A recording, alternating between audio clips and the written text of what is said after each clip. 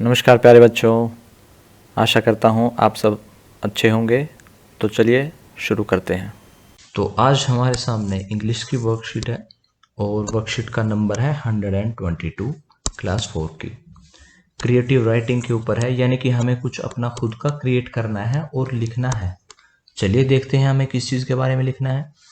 Red light on, गाड़ी of, यानी कि जब रेड लाइट ऑन हो तो गाड़ी को ऑफ रखना है।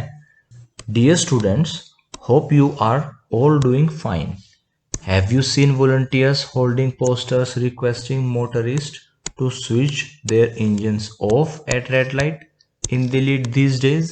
यानी कि क्या आपने वॉलंटियर्स कौन होते हैं जो खुद बिना किसी के कहे खुद ब खुद काम करते हैं।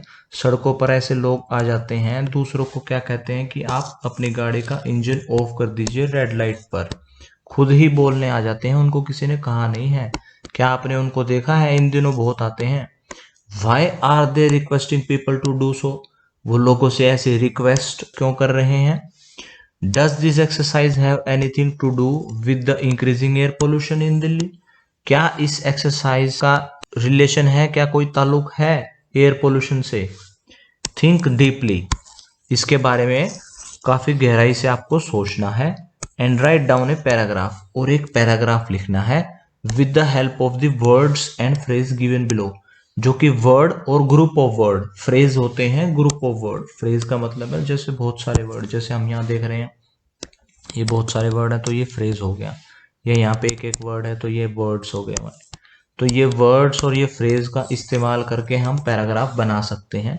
जरूरी नहीं है आपको सारे वर्ड या सारे फ्रेज इस्तेमाल करने हैं, और जरूरी नहीं है कि जो आप वर्ड और फ्रेज इस्तेमाल करना चाहते हैं वो यहाँ पे दे रखा हो। आप कुछ अपने मन से बना के भी लिख सकते हैं, और आप उस पैराग्राफ का अपना नाम भी दे सकते हैं पोल्यूशन से रिलेटेड अगर है तो जो हिंट बॉक्स में हमने फ्रेज या वर्ड्स दे रखे हैं उसको इस्तेमाल करते हुए पैराग्राफ क्या लिखना है कि how switching off the engine at red light for a limited time can be of help to our city.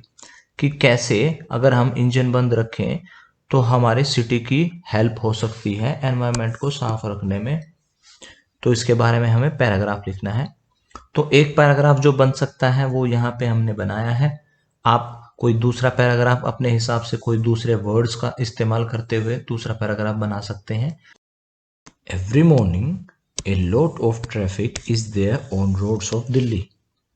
The engines of vehicles release harmful smoke in air even when the engine is on and the vehicle is not moving at a red signal। यानी कि जब red signal पे vehicle होते हैं, जब move नहीं कर रहा होता, रेड सिग्नल पे व्हीकल रुका होता है तो भी इंजन ऑन होने के कारण धुआं निकलता रहता है। The fumes of smoke mix with fog, यानी कि वो जो छोटे छोटे कण हैं धुएं के वो फॉग के साथ मिक्स हो जाते हैं। हम सर्दियों में देखते हैं फॉग होती है हवा में, तो फॉग के साथ मिक्स होके वो क्या बना देते हैं, स्मोक। फॉग के साथ मिक्स होके स्मोक बना लेता है। This smoke is very harmful and can cause difficulty in breathing. और ये हार्मफुल है, यानी कि बहुत हानिकारक है। क्या हानि होती है इससे? सांस लेने में दिक्कत हो सकती है, डिफिकल्टी हो सकती है ब्रीदिंग में। और बर्निंग सेंसेशन इन आईज, आंखें जलना शुरू कर देती हैं।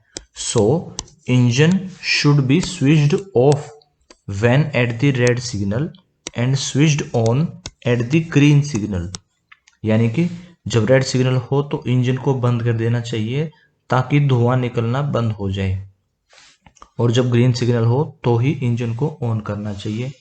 This will also save fuel and money, इससे हमारा फ्यूल भी बचेगा और हमारे पैसे भी बचेंगे। People of Delhi will be happy and prosperous only without pollution. तो यहाँ के लोगों को कब खुशी मिलेगी? जब यहाँ का पोल्यूशन खत्म होगा, यानी कि जब यहाँ पोल्यूशन नहीं होगा, without pollution. It is responsibility of every citizen, ये हर सिटीजन की रेस्पॉन्सिबिलिटी है, यानी कि हर नागरिक की रेस्पॉन्सिबिलिटी है। क्या रेस्पॉन्सिबिलिटी है? To care and keep our environment clean, यानी कि अपने पर्यावरण यानी कि अपने आसपास के वातावरण के बारे में केयर करनी है, उसकी देख रेख करनी है और उसको कैसा रखना है, क्लीन रखना है, सेफ रखना है और हेल्दी रखना है। आज की क्लास यहीं ख़त्म होती है। अगर आपके कुछ डाउट्स अभी भी बाकी हैं तो आप कमेंट सेक्शन में पूछ सकते हैं। कल फिर मिलेंगे, कुछ नया सीखेंगे। तब तक के लिए धन्यवाद। जय हिंद।